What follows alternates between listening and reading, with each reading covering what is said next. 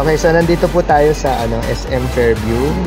Nandito po tayo sa kiosk ng Infinix sa SM Fairview. At ang mag-demo sa atin ngayon si Miss Sharon. At ang unahin natin muna yung Zero Ultra. So may demo unit tayo dito. So Sharon, ano bang meron ang Zero Ultra? So, meron tayo ngayon, sir, si Zero Ultra. So, si Zero Ultra yung top of the line as of now po ng Infinix. So, anong meron kay Zero Ultra, sir? So, si Zero Ultra meron siyang 180 watts po. So, in terms of charging, ibig sabihin po, in 12 minutes time, full charge na po yung device. Then, when it comes to memory po, so, naka 256 internal po. Then, yung RAM niya, sir, is up to 13 gig po. 8 gig po, may expansion na up to 13 gig. So, paano natin siya i-expand? Drag down lang po si control panel. Then, pakihanap lang po si special function. So, under po ni special function, makikita natin si mem fusion po or memory fusion. So, as of now po, ang default ni sir is 8 gig po. If in case gusto mo siyang i-expand, optional naman po siya. So, if in need lang and gusto lang, pwede mo siyang i-expand up to 5 gig. So, si 5 gig, pwede mo siyang i-stagger po. Pwedeng 2 out of 5, 3 out of 5, or pwede po right away 5 kung i-expand mo siya. So, tap mo lang po sa What do you mean 2 out of 5? Meron kasi sir mga client na 5 gig yung expand niya. Ayaw nilang i-exceed right away yun. Gusto muna sir 2 out of 5 muna. So, yung remaining na 3 optional pa kung i-expand nila or hindi. So, if in case lang naman sir na gusto at kailangan po, pwede naman siya may expand. So, tap mo lang po siya. So, pili ka lang if 2 gig, 3 gig, or right away po 5 gig. Tap mo lang po yung okay. After mo matap yung okay, itatap mo naman yung modify. Automatically sir, si phone po is restart siya. Then, pag open na sir, expanded na po yung RAM natin. Bakit yung iba kailangan nilang expand yung RAM nila? Case-to-case basis sir, most of the times kasi sir, kapag nag-update ka ng OS, si RAM kasi yun. Kay RAM siya kumakain, hindi po kay external. Hindi rin kay internal, kay RAM siya papasok po.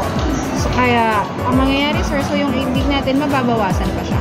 Since kakainin siya. So, sa 8 gig mo ma-maximize mo, then pag feeling mo sir, kailangan mo na or in need na mag-expand po, tsaka mo siya gagamitin. So, siya hahatak ng memory? Yes po, via ROM po.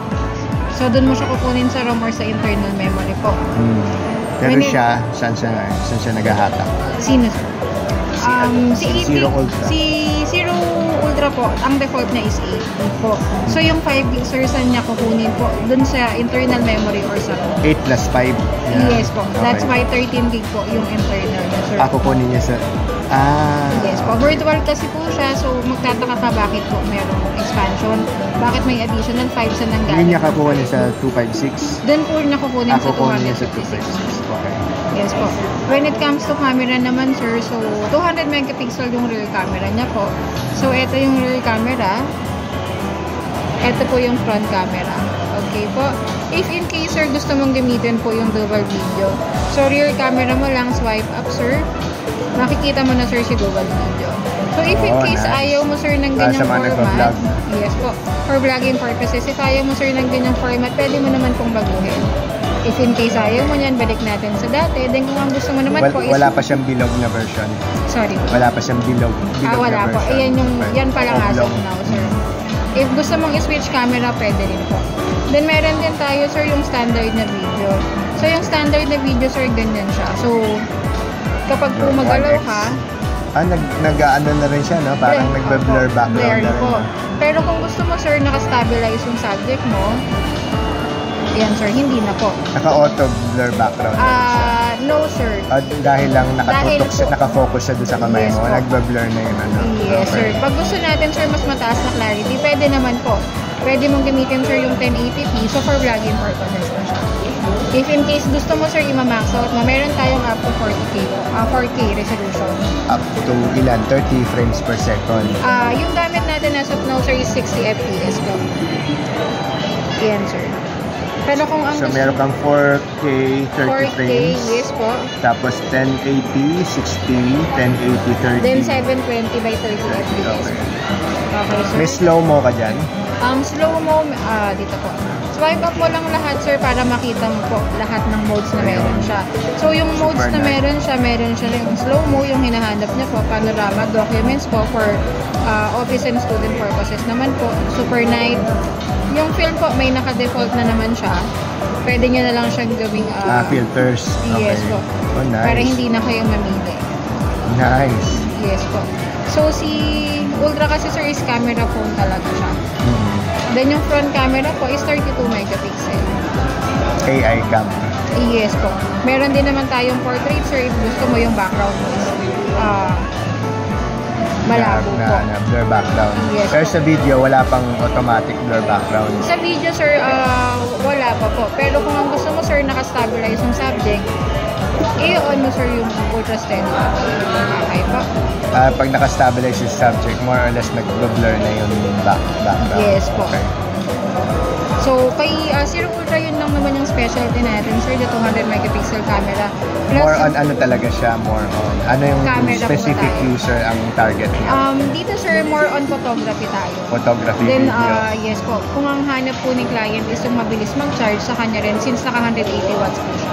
So, 180 watts, if in case hindi mo siya ginagamit while charging, in 12 minutes po, full charge yung device mo. Paano po yung OS niya? 5 eto. years na pwede siyang... Yes po, nag-a-update naman siya, sir.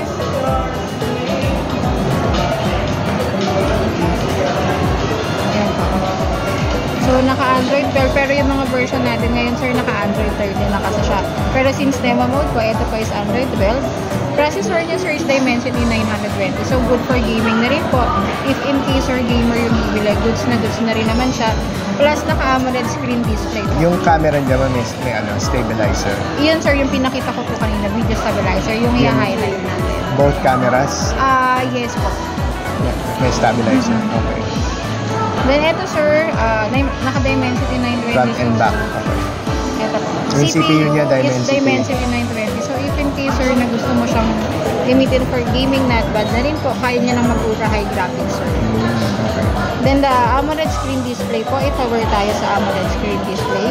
Ibig sabihin po, pag naka-AMOLED screen display tayo, ang mangyayari po, mas vivid, mas realistic yung kulay ng screen natin. So, AMOLED na siya? Yes po. Okay. AMOLED.